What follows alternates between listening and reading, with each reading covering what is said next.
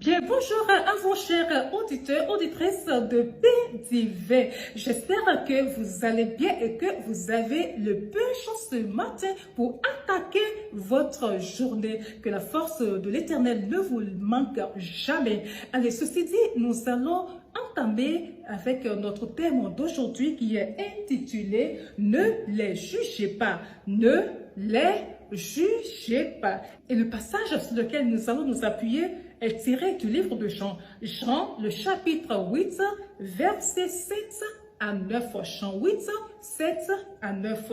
Je lis la version française courante. Comme il continuait à le questionner, Jésus se redressa et leur dit que celui d'entre vous qui n'a jamais péché lui jette la première pierre. Puis il se baissa de nouveau et se remit à écrire sur le sol. Quand ils entendirent ces mots, ils partirent l'un après l'autre, les plus âgés d'abord. Jésus resta seul avec la femme qui se tenait encore devant lui. Alors, on ne sait rien pour les habitués de la Bible. C'est le passage qui parle de la femme adultère, une femme qui était habituée à tromper son homme et qui, sûrement, certainement, qu'on la surveillait. Et elle était prête, la baie dans le sac.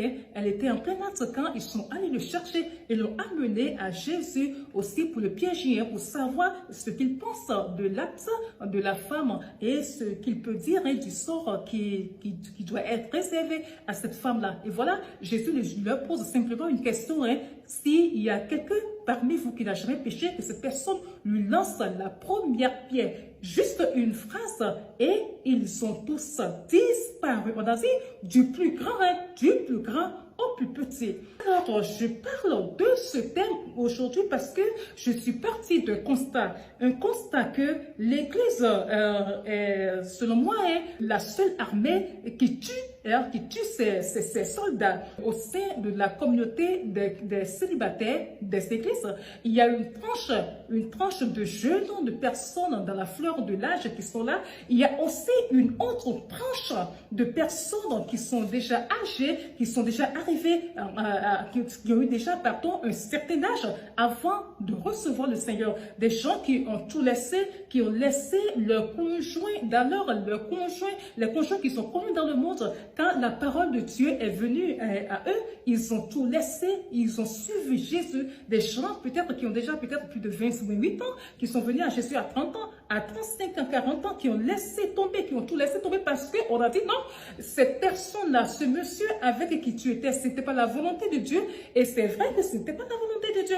Maintenant que tu es venu à Jésus, mais il faut que tu refasses ta vie, il faut que tu partes à zéro et que tu marches le Seigneur, sa parole nous le demande. Donc, ces femmes laissent tomber, ces hommes laissent tomber. Et une fois au sein de l'Église, lorsque ces femmes, moi, surtout particulièrement les femmes, les hommes, on me dira que c'est difficile, mais c'est moins.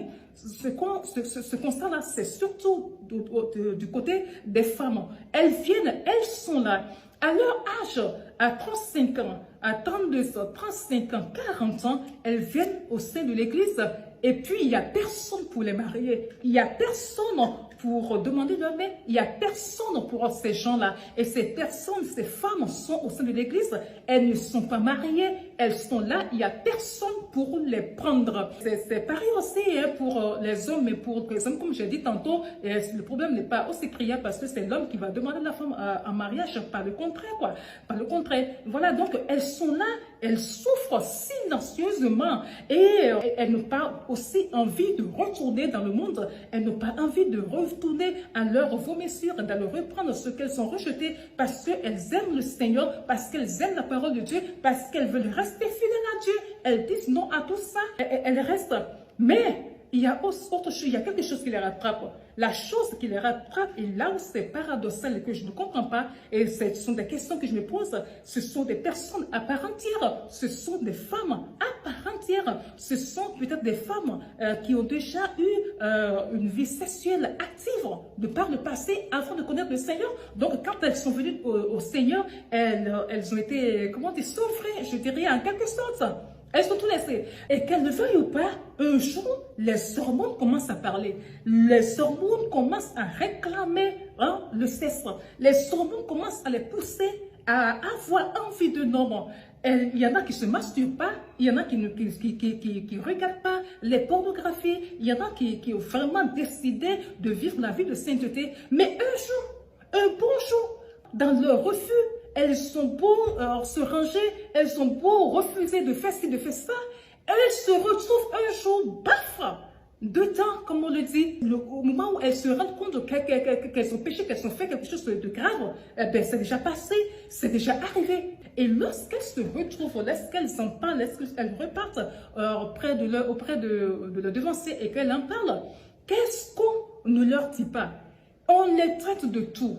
On leur inflige des sanctions que moi je trouve que c'est parfois inhumain. C'est vrai que lorsqu'on va coucher hors mariage, c'est une faute grave, c'est une faute lourde, c'est de l'impureté. C'est vrai que les devanciers ne peuvent pas fermer les yeux sur cet acte comme si de rien n'était. C'est vrai qu'ils vont infliger des sanctions, mais il ne faudrait pas que ce soit des sanctions très lourdes. Il ne faut pas que ce soit des sanctions qui font sentir à l'autre qu'elle est bas, qu'elle s'est tellement souillée que Dieu ne peut plus la reprendre, qu'elle s'est tellement souillée que toutes les portes lui sont fermées à des endroits donnés. Ce sont des gens qu'on les présente carrément devant l'assemblée, quoi.